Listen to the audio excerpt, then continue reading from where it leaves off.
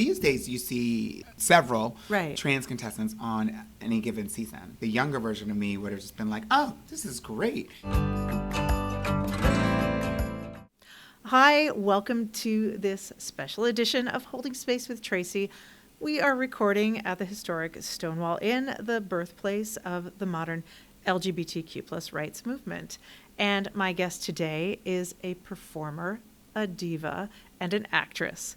Please welcome Miss Peppermint.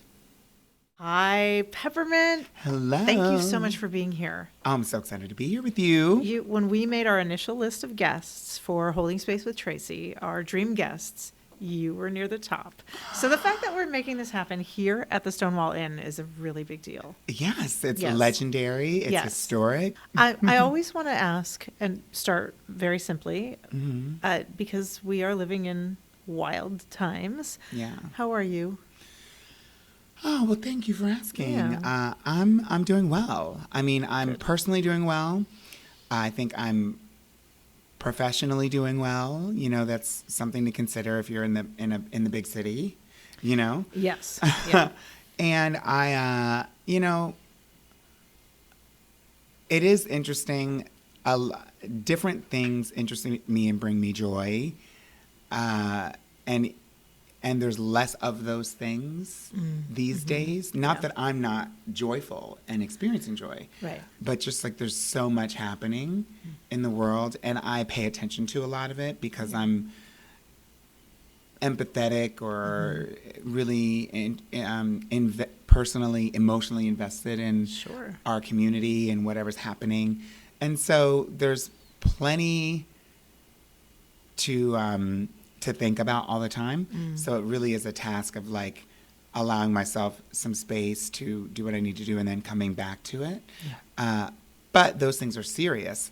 And then it just makes me think, oh, this world, bitch, was I just living with rose color? Is this whatever? Is this like what serious adulthood is? Is there's like just a list of problems that you have to like keep addressing? I don't know. But aside from all that, I'm fantastic, honey. Okay, Ow. good. And I feel really blessed because I got to spend a little time with you. Yeah, At we had the some good Time time. 100. Time 100. Yeah, at And then the Beaches. next at Beaches. Yes. Yes, that was doing fun. our Broadway I babies know. moment. Well, yeah, I want to ask a little bit about that because what a queer season on Broadway, and the Tony Awards are coming up. What has been some of your favorite parts of this season on Broadway?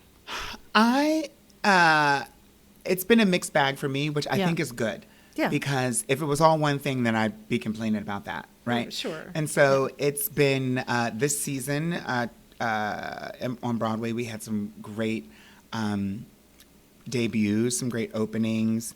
You and I went to go see Beaches, which is inspired by the classic movie, obviously, starring Bette Midler. I also went to go see Cats, the Jellicle Ball on Yes. Broadway. Yeah. Such a big one. Such a fantastic one. I started the season off with Dog Day Afternoon. Oh, yeah, I have a friend in that, Michael Cheyenne. Yeah. Brilliant.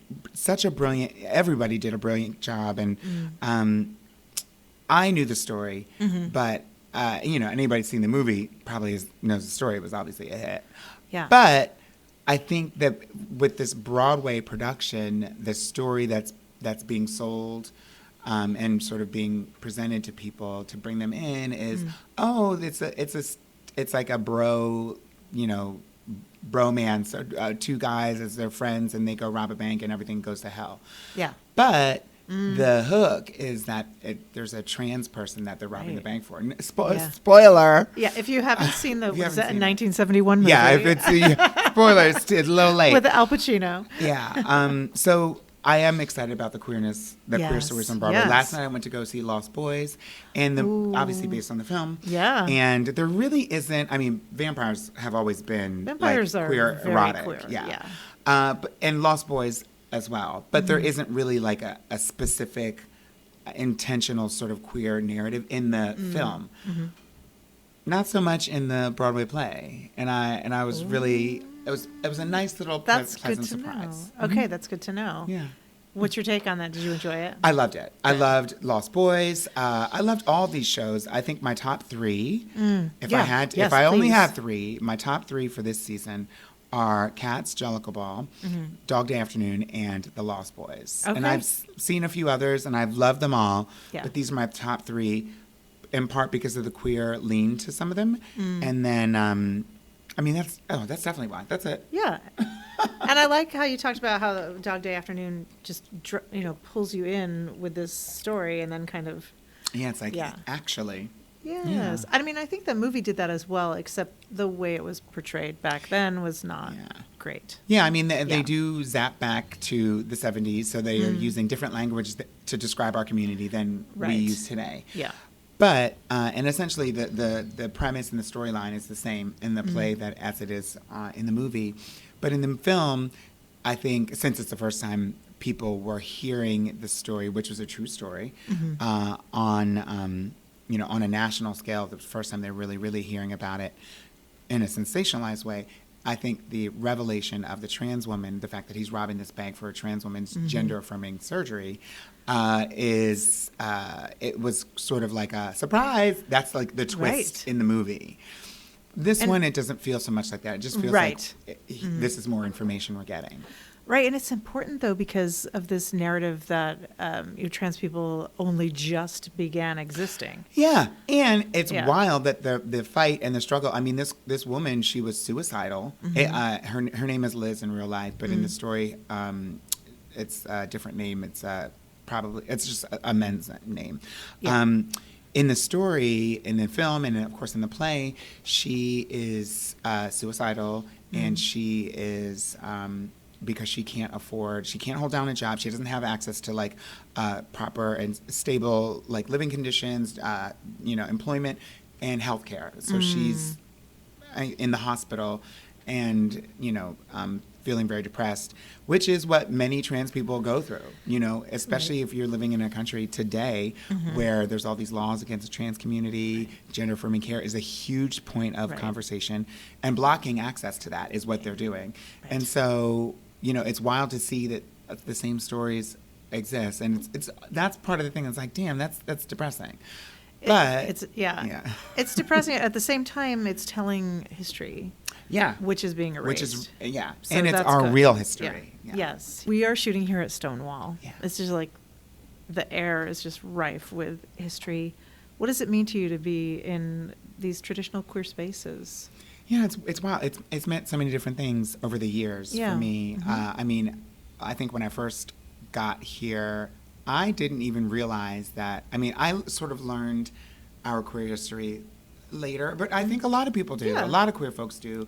It's not like we were raised in school learning it. Right. You're not going to learn it in school. You learn it through documentaries and and all that. And I wasn't watching that in college. So when I got to New York, I came right to all the clubs. Of course, I was here, and then I eventually started work. I worked here. Yeah. And you worked here at the Stonewall? Yeah. I did not know that. And I had no idea that it had the history that it holds, and the significance to not only the city but then also the country, and definitely arguably the world, with kickstarting the modern gay rights liberation movement. And so I learned all that later. Yeah. I think my first I remember watching a Stonewall film with Candace Cain. She was one of the girls in it. Ooh. I think it came out in the late 90s. And I didn't know this one. But I didn't know I just thought this was a bunch of queens in a bar. I didn't know where it was because that was before I moved to New York. Right. So I never made the connection that was about this. And then that very strange one that came out in the 1999 or 2000. Well, was it? Oh, I think it was even more recent. It's so wrong. And he that totally it feels so long ago, honey. The whitewashing and erasing the trans history. It was almost comical. It was crazy. It was like, what is now? Know. Come on. He put some corn-fed white boy at the center. It was like Midnight Cowboy meets Stonewall. I was like, come on, y'all. Yes. Yeah. Anyway. Yeah. So I didn't really know. Surprise, surprise. That's why we don't know our history. I'm sure there's some people that's their connection to the Stonewall is that film. Yeah. You know what I mean? Mm-hmm. So learning it over time, I've had different relationships with this wonderful national monument, and legendary space. Have you know? performed here? Yeah, I have. Yeah. I worked here. I performed here. I've done lots of different shows here. Yeah. Some legal, some not so legal.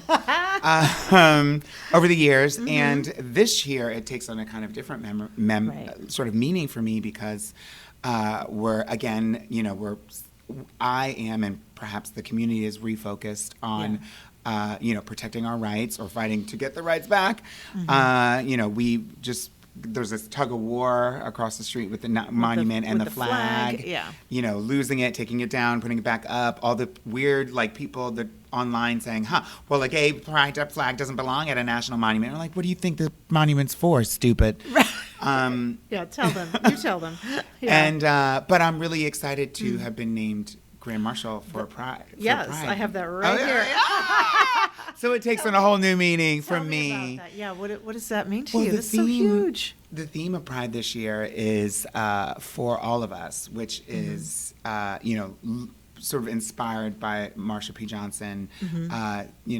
Saying that basically until we have equal rights for all of us, it won't exist for any of us. Right. And that rings very true. I think of recently I used to think of queer rights as a unrelated thing to anybody else, and something that just queer LGBT people just had to worry about on our own. And if we had an ally or two that was sympathetic, then maybe they'll join us at the march. Right. But now I'm realizing, especially with the way that the current administration moves and operates, that the attack on immigration rights are obviously directly related to constitutional rights that are have to do with people's citizenship. Yeah. And when you attack trans people and remove access to their passports and things like that, that also fucks with our citizenship. Yes. And so now we have two citizenship things, one that's immigration, one that's the trans community. And then if you go through and limit who can take estrogen or testosterone, who can have gender affirming care, who can get breast surgery or not, just based on the sex they were assigned at birth, then you're suddenly saying that certain types of women, in this case trans women, don't have the right to make medical decisions about their own bodies. Right. And now that intersects with bodily autonomy and abortion access and reproductive rights. And so, which are already under attack. They're already and so now I'm seeing that these are all connected. It's all connected. So when I think of for all of us, it's not just gay marriage helps get rid of discrimination for everybody. It's more attacking the LGBT community and taking away our different rights, whatever they are, not just marriage equality, is harm for anyone who wants rights. I worked for The Advocate for a long time. I commissioned a bunch of op-eds about why queer people need to care about abortion access. Yes. And then thank you for that. And now, thank you. And now we see. And now we'll be able to hopefully go back and look back through the record and find these brilliant pieces and articles over the last decade or two where, as proof, because there is sort of I'm really worried about the new page of AI and what they'll be putting out about our community and these op-eds that are who wrote this? You know what I mean? Right, a bot wrote it. Mick Jackerson, or whatever. I mean, and you can always tell, right? It feels so. It's I'm so hopeful that I'll always be able to tell because it's this is not quite. It's not. It's almost from far away, maybe. So, going back to New York City Pride, Grand Marshal, what's your ideal playlist while you're on that floor? Oh my gosh, it has to be Free by Ultra Tate. It has to be It's Over Now by Deborah Cox. I mean, I'm stuck in the late 90s. That's okay. I'm stuck in the 80s, so I get it. Yeah. We had great music. Fantastic music which inspired. And I guess everybody latches onto their own era or decade or whatever. But I am definitely stuck in the 90s. And we're seeing all of these things referenced so heavily in music today. And so that just proved to me that, like, it was good. Right. But, so Free, Ultra Tate, Deborah Cox is Over Now. And Girl from the Gutter by Kina. Oh, I'm gonna have to listen to that one. I don't know. It's so good. Okay. It's such an empowering anthem. All right. Well, that kind of leads me into, speaking of anthems, leads me into my central question, which is, what is your defying gravity? What is that piece of art, music, TV, film, literature that has been with you through much of your life, and its meaning possibly changes over time as you do? Gosh, that's a good question. I would probably say Defying Gravity. No, I would say... oddly, no one has picked that. I do want to say, not to double back on an answer, but Girl from the Gutter by Kina, because it was like a really empowering, like as a queer teen, young adult, like having a anthem that was about empowerment and self-realization sung by a strong woman was obviously very attractive to me. I was like, I was drawn to that, as like anybody drawn to a diva would be. Her lyrics in the song are very much like, you used to talk behind my back, you used to mistreat me, you said I wouldn't ever amount to anything, and look at me now, look how I'm doing now. And so that's, on the surface, that's obviously something that probably anybody who's dealt with any adversity can connect with. Right. So that's probably why I was like shaking my booty to it back in the day. Yes. But now, this song is obviously about transformation, personal transformation, emotional transformation.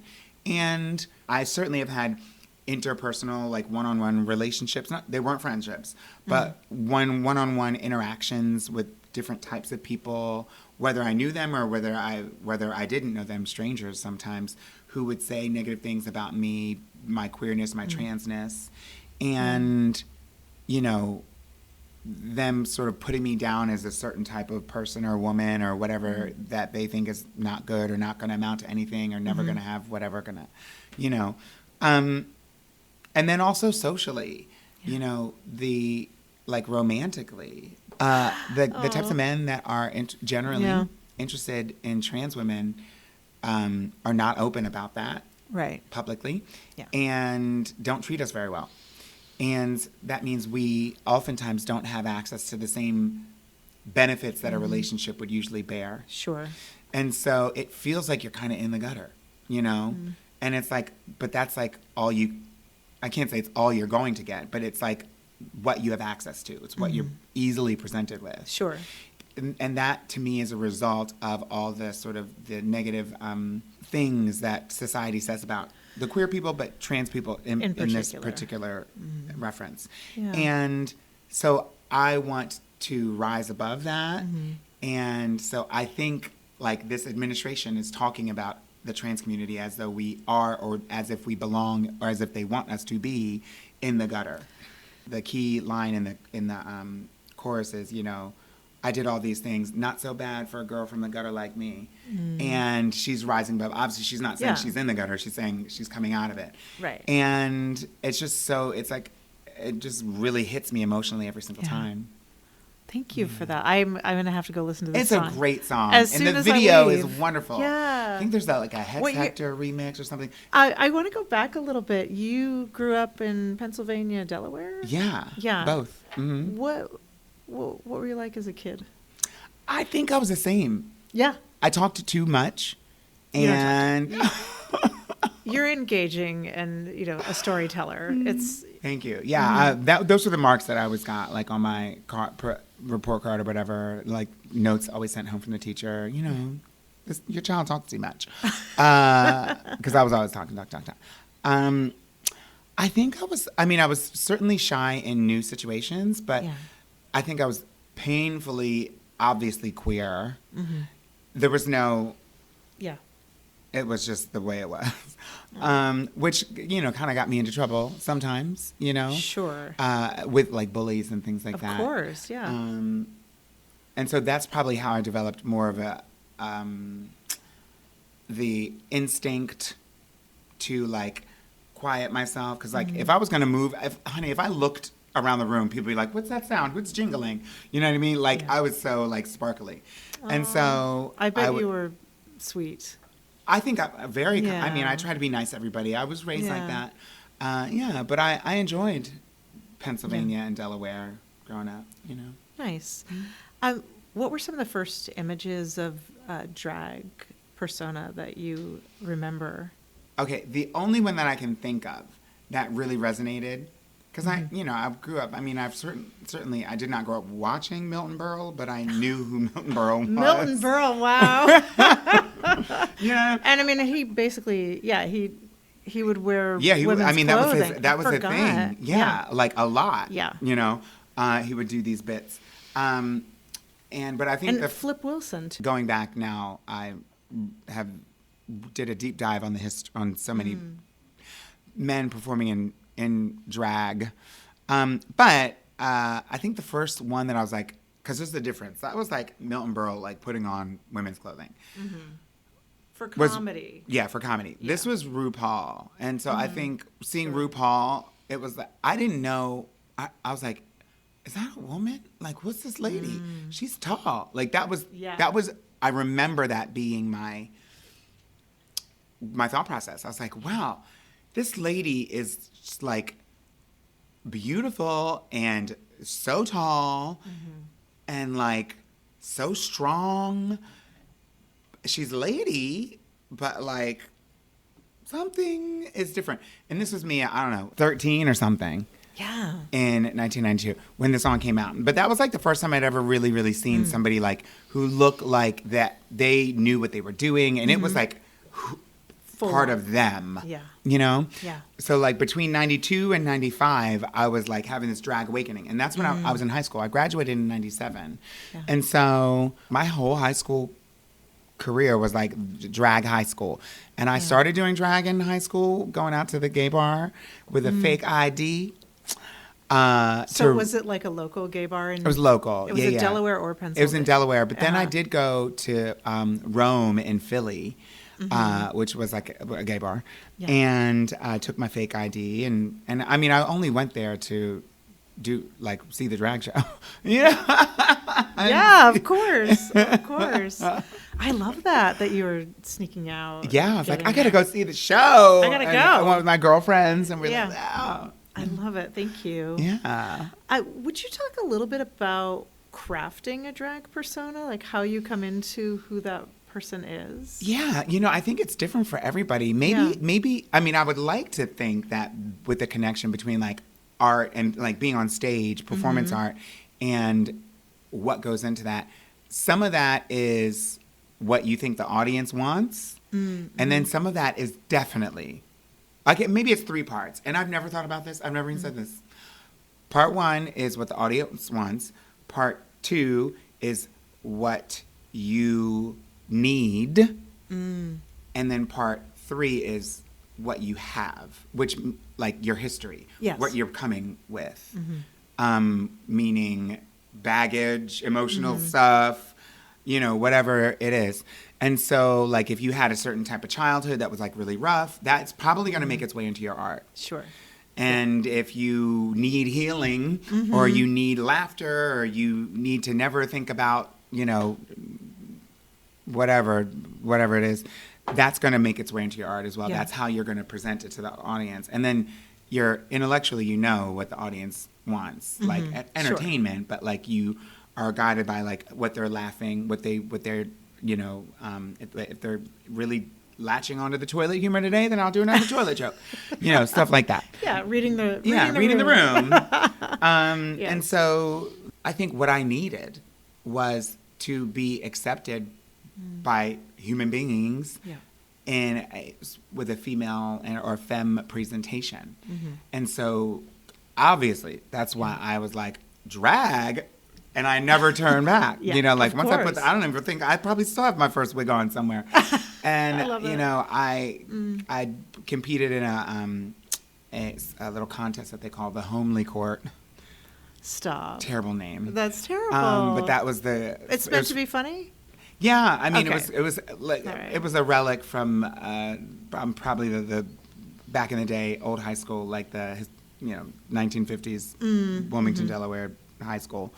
But I was a cheerleader, and we had to cross-dress. The football players and the cheerleaders cross-dressed. and then did a little like processional in front of the whole school, and then got voted on, and I won. So it was a drag pageant sanctioned by the school, the athletics department. Yeah, basically, exactly. Yeah, which is wild because I remember that the football players would dress as women around homecoming, right? Yes. It's like, what's going on? And now it's can't do outlawed that. Now. Can't do that. Yeah. Would you share a little bit? I mean, I know you've talked about it, but just kind of looking back and being on RuPaul's Drag Race, being the first openly trans performer and opening that door for others to follow. What has that meant to you? I mean, I'm so happy to see so many like these days you see like 4 or 5, several trans contestants on any given season. Yes. And that feels great because I know that like the younger version of me would have just been like, oh, this is great. And that we can choose what we have more options, and that, I can express myself in terms of artistically through drag, but then I can also do it as a woman, as a trans woman. It would be great to see, Drag Race go even further and like really open the doors to people that weren't just assigned male at birth. Like, let's have some drag kings on there. Or let's have some drag queens that, are cis, they use the term bio queen. Some people do. Yeah. Like, let's have all types of queens on there. Sure. I'd love to see that. But I'm really happy and grateful because I remember being so scared going on to the show. I mean, I knew that I needed, I was so desperate because I wanted to do the show so that I could hopefully win and then have enough money to continue my medical transition, which was very expensive because I didn't really have insurance at the time. Yeah. And so I was like, well, it's either going to be sex work or Drag Race. So, I mean, I already know Drag Race, so let's go do that. And then during that time, I ended up getting New York, the now disgraced Governor Cuomo. Oops. I had mandated gender-affirming care needs to be covered by insurances in New York.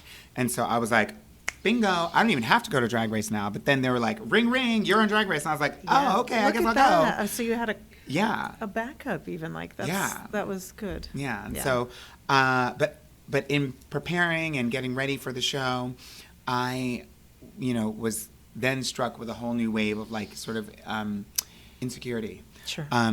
Because I wasn't sure.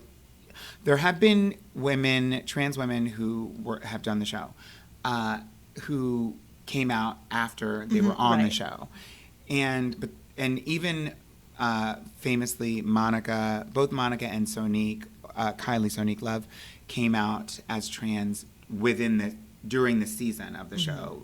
Kylie famously on her reunion episode, and Monica on like in the middle of the season, right before they eliminated her. And I was gonna do it before I got there, you know what I mean? And so I was already out. I remember I had appeared on an episode of The Daily Show with Trevor Noah. Yeah. And he was covering, sort of doing a skit on trans bathroom bans.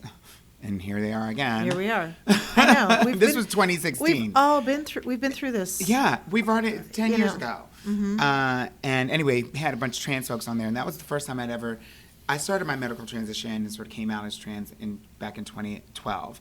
But 2016 was the first time being on TV.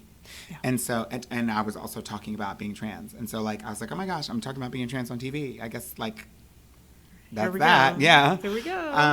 And so that, I found out later that producers were aware of that. Yeah. And I, was like sort of morphing my way through my transition and talking about it with the people that I cared to talk about it with. But I was out. Yeah. And so I was afraid, like, am I going to, while I was literally making my Drag Race audition tape, there were like this huge online argument of like RuPaul and like the fan base, don't tell me not to say this word, the T word, like all these words that we used And some people still do, but most people were using as like a term of endearment or just like really casually that are now considered slurs. Yeah. And so RuPaul was really trying to die on that hill. And that was, I mean, come on. Yeah, I'm like, okay, girl. And it brought out really nasty comments and people on Facebook at the time, and the internet was going wild. And I was like, I don't know if I want to be going to this show if that's how she feels, but I was like, let me just go and be like, what, bitch? Say it to my face. That's right. So like that's kind of how I had to, like, the mindset I had to put myself in. And so I'm glad, it seems, I hope, that the trans folks who go to do the show now don't have to feel like that.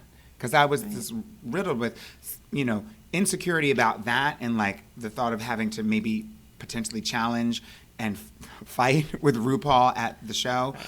Also fight with the other contestants, because there were other drag entertainers that were just online and in the conversation saying, well, it's not fair for somebody to be trans. Or it's not really drag. Yeah, it's not really drag, and all that stuff. And so, like, I was like, I'm going to have to, we're all going to be fighting up in here, I guess. And I was like, here I go. And I just was like, is that what I want my experience to be? Or can I just go and do my drag and compete? You know? And so I was thinking about both of those things going into it. Of course, when I got there, it was a completely different experience. I had a great experience, especially with the cast members and the other contestants. Yeah.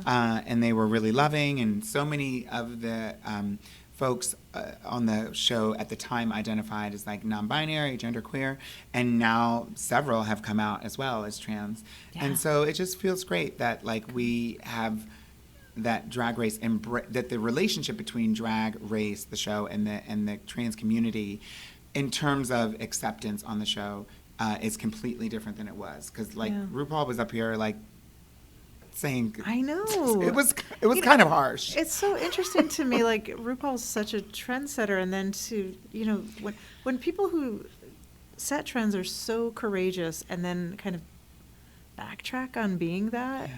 You know, I think that for a while, and this is like, you know, I don't know how this is, but this is what it is.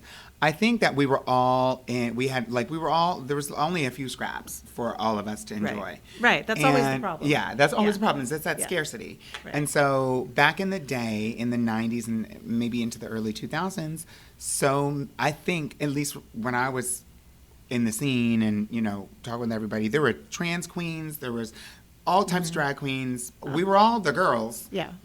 And we were all backstage in the same dressing room, you know, trying to get ready. But, you know, there's some girls that were like, had their boobs, and we called them titty queens. Mm-hmm. And there were some girls that like didn't have boobs, but like they were like living sort of, they never would like butch up during the day. They were like always kind of in this like sort of androgynous femme mode. And some were like, girl, I'm taking hormones. I started taking hormones. And the question wasn't, you're transitioning. It was like, you're just softening up for the show. Right, and so like that's what the girls would do. They would like take hormones and soften up and maybe grow a little bit of curves and a little bit of this. But they were still drag entertainers, and they didn't seem to need to assert one identity over another. But there was also, this was the only job that they could hold because it was legal to fire somebody for being trans, you know, so like we were all here, we had no other options. It's that scarcity, right? Right. And now I think, now that we have more options, I think some people are have the ability and desire and obviously the right to assert and their identity and identify however they want. Yeah. And so, you know, I think people thought of trans women as just a more fancy type of gay back in the day. I think you're right. Yeah. I kind of remember that. Yeah, that's what it feels like. They were like, we're all the same, and that one's just a little more fancy, you know? Yeah. And because I still experience gay men having shock or expressing shock when I'm telling them seriously that I'm heterosexual. I don't like that I'm heterosexual. I wish I was a lesbian. We do have, it is good. It's a good thing. I'm not trying to brag, but it's a good thing. I know it is. Men are, I mean, there's a couple great things, but there's a lot of things that just aren't so great. Yeah, and I'm that sorry are related for to that. men in the world. And I hate that it's tough. It's challenging. I mean, on a real level, like it is really challenging because, as I mentioned before, sort of alluded to before, a lot of the stress problems and there's no other way to say it. The murder rate among trans women, particularly trans women of color, is high as high as it is because of straight identified men who are our romantic partners, our lovers, our boyfriends, who don't want to be found out. Who don't want to be found out, right. And they would rather kill us and harm us than have anybody find out. And so that's who our partners are. Yeah. So I want to be a lesbian. Well, we would welcome you. I gotta try, honey. I gotta try. If you, pun intended, if you ever want to come into the fold.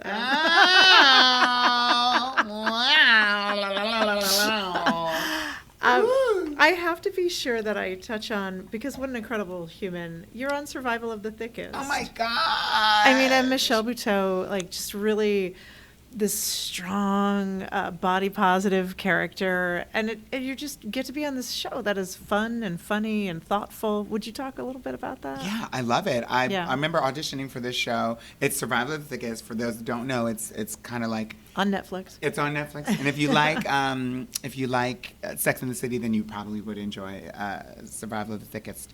Yeah. And we're going into our third and final season. Yeah. And I play Peppermint. Yeah. Owner of a drag restaurant, which is not, I don't really own a restaurant. That is a hard job. That's but I worked at Lips Restaurant for so many years. So and it's very inspired by Lips Restaurant. Like if you look in when you're watching the show.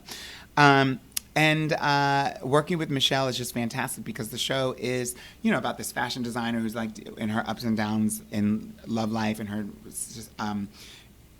trials and tribulations with her friends and friendship. But the backdrop for that is New York City and a very queer New York City at that. Right. And so her Cheers, the place she hangs out at, I guess every day, it's a gay bar, right? It's my drag bar. Yes. Yeah. And so that's where she goes to hang out. And but Michelle is such I really do enjoy working with her. Yeah. And she gets it. She seems to really get it when it comes to the queer community and allyship and obviously body positivity and it's a very inclusive cast. And then also it's the first time I've ever been on a set where the majority of the power positions behind the scenes are women, and mostly women of color. Sure. And and then the cast itself is very inclusive. So there's obviously queer people of color, all different types of bodies, people, disabled people, and we're just all there. And it's never really a thing. It's just you just here it is, and so. It feels good to have a show like that because I remember,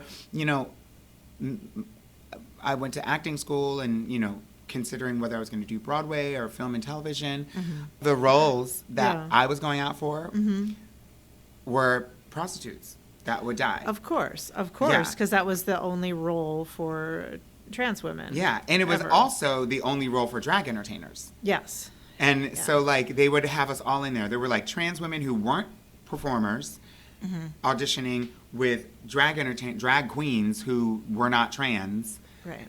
And we were all, and the writers were like, any one of y'all will do. And it's wow, that was the best we could get. And we were like, oh, well, I mean, they're telling our stories, Right, with the crumbs. That's the crumbs. Yeah. So it's a very different experience than that. Good. And it's joyful. I love it. It's a comedy. It's so funny. And this season, I hope, I haven't watched it, obviously, but we just finished filming it. It comes out this summer, right around Pride. And I think it's going to be really funny. Good. I haven't seen it, but I was there when we filmed it. I'm sure. Yeah. I'm excited. I just want to ask you one more thing before you kind of wrap up. You're an entrepreneur. You have your Peppermint tea. Would you talk a little bit about that? I do. Thank you. Yeah. Yes. I'm a tea drinker. Yes. I do love coffee ice cream. but I'm a tea drinker. It's delicious. Yeah. There's something about coffee ice cream. Or It's I don't know good. if it's the coffee or it's the ice cream, but it is good. Together? Together. It's just Yeah. the right thing. But I have this tea. I partnered with a tea company called Moody Tea Company, which is a small queer-owned tea company, queer-owned and black-owned. And they make tea blends that, you know, help impact your mood, moody teas. Yes, sure. And so I worked with them to develop a tea flavor called Peppermint's Transcendence, which is a deep blue vanilla mint tea. Herbal tea, no caffeine. Sounds It delicious. is delicioso. So I love it so much. And is it available now? It's available now. Okay. People go to So my link go in get bio. your- You can get it. Just Google Peppermint Transcendence. Get yourself some tea because it That's is right. delicious. And a portion of every sale, Mm-hmm. if you're not, for everyone who's currently volunteering with the trans community right now, this isn't for you. But for everybody else who's not currently at a place volunteering for the trans community at this moment, then this is your opportunity to do that because a portion of every sale goes to Advocates for Trans Equality, which is a national organization which helps trans folks with honestly quality of life things like their passports or identification, things that are being taken away from us in this moment. Licenses. Yeah. Yes. All these things. And so name changes, they have the name change project. And that's where I was able to get my services done. Good. And they were really wonderful. And so I want to give back. And so anybody that isn't sure how to, listen, the tea you're drinking is definitely transphobic. Let's put it that way. If you want to so not you have can't have transphobic it. tea, get Peppermint's Transcendence today. That's right. Final question, Ms. Peppermint, what are you holding space for? A few things. I'm holding space to go ride my favorite roller coaster. I'm obsessed with roller coasters. I love them. Yeah. As I get older, it's more difficult to ride them because my brain seems to be like It gets jostled. a little bit more than I remember. On the spinny ones, it gets really jostled. or like If you upside can- down. But it's But which definitely one the is spin. it? El Toro at Great Adventure in North Jersey. It Okay. is wonderful. Can I tell you that is one of my favorite roller coasters? It's my favorite roller coaster. Okay. I've ridden a lot of roller coasters, and whenever I go, if I travel, I'll try to build an extra day and to go to like whatever the local I love amusement park that. is. But anyway, El Toro. So I'm holding space for that because I didn't get to go last year, Okay. and they just reopened. And like refurbished it because I think it was getting a little dangerous. It's a wooden roller. Ooh, it's a wooden Yeah, it's one. a wooden. Yeah, Okay. and it was crickety, but it's not. It's safe, I'm sure. It's fine. And it's great, and it's so fast. Anyway, I love the it. roller coaster. Yeah. I'm also holding space for people to. I'm trying my best to hold space patiently for people to understand, to come around to what it's going to take to get us out of this sort of harmful political back and forth that we're in. Yeah. We're in a harmful, I believe, political back and forth that allows what's happening right now. And I Right. think a lot of people, rightly so, are focused on our president as if everything, he just came out of the blue and Right. it's only him, that he's the only problem with this country, it's just him. And that would be... The problems of the country made him. Exactly. Right. Exactly. They Yeah. raised him. You know, the problems that what he presents, the thoughts that he have, the prejudices, the things that are wrong, the corruption, all those things are a byproduct of his experiences in life. And his experiences in life are things that he was gifted by this country, by the systems in this country that exist within the confines of the country and the world. And so politics has a lot to do with that. And, you know, all the different systems that we have a lot to do with that. But I think there is our country needs to make our world, but our country, we need to make a paradigm shift and really think of it in a new way. It can't just be like, oh, red, blue, you know, oh, yes, me, you, me. Like, no, because... Well, it's meaningless at this point. It's meaningless, and we're not any better off because of it. And it feels... There's something about living in this country right now that does feel like, and maybe even in this world, but that does feel slightly unsustainable, the way that things are. Yeah. That's like, to say the least. Yeah. And I think... in order to stop that, we have to change what we're doing. Mm-hmm. And it can't just be like, you know, we're not just going to vote our way out of it. Mm-hmm. It has to be from the bottom up, making a complete shift. And so I'm holding space for the people that are coming around to that realization. Mm-hmm. I'm finally arriving at that. There were people that were there before I was, for sure. There's people that have always been there. And there's people that are just arriving. Yeah. And so I'm holding the door for those people. So I'm holding space for those people. Yeah. And really fine point, I'm holding space for anybody who wants to hold space for trans people, considering what we're going through what we're experiencing and how we're being positioned in the current times. Yeah. Well, thank you very much for that. Peppermint. Where can people find you? I mean, anywhere. I think they probably know, but... Oh, outside. Just, you know. I'm going to be on the corner in a few minutes. At Peppermint 247, pretty much everywhere, for the most part, on all my things. I'm no longer on Twitter, although I still hold that account, but I don't really use it. But all my socials. Okay. Peppermint 247 for the most part. Mm-hmm. Yeah. Great. And look out for Ms. Peppermint as the New York City Grand Marshal of Pride, and also on Survival of the Thickest. Yes. Thank you very much. My pleasure. Yeah. Thank you. Thank you. Cheers. Cheers. Holding Space with Tracy is hosted by Tracy E. Gilchrist, that's me, and executive producers are Tracy E. Gilchrist, João, Dall'Stella, and Toni Morrison. Co-producer, Mason May. Publicist, Toni Morrison. Editor, Allison Tate. Videography, Kevin Coop and William Mason. And photography, Emily Teague.